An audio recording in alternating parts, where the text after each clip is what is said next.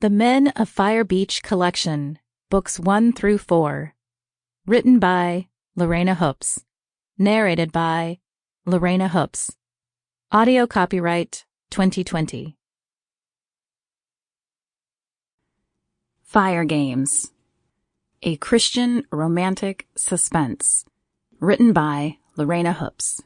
Narrated by Lorana Hoops. Copyright 2019. Chapter 1. Cassidy Marcel gazed at the firehouse with trepidation. She loved her job, but she also knew firefighters. They loved to razz each other over everything, and her appearance on the reality dating show, Who Wants to Marry a Cowboy, would be no exception. She'd gone on the show at the urging of her mother, who was begging for grandkids, but Cassidy couldn't deny her biological clock was ticking as well. And it had come on suddenly.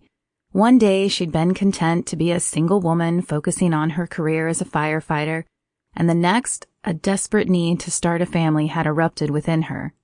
She'd begun dating again, but none of the men she had been out with fit the bill of what she was looking for: stable, self-sufficient, and a man of God.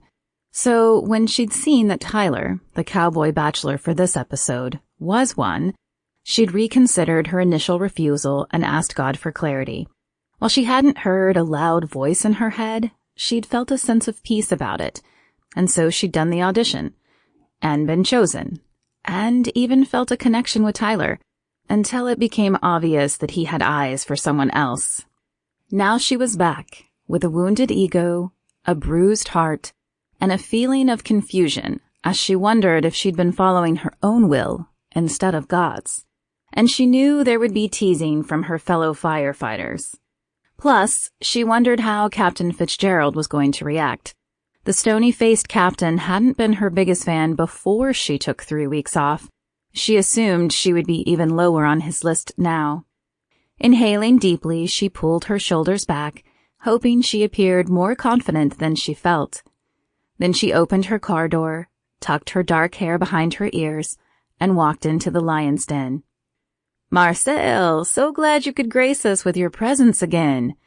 Billy Campbell, or Bubba, as everyone called him, stood before her, a giant smile on his face. He was one of her favorite people in the firehouse. Originally from Texas, he had a heart bigger than his smile and was more like an older brother than a coworker.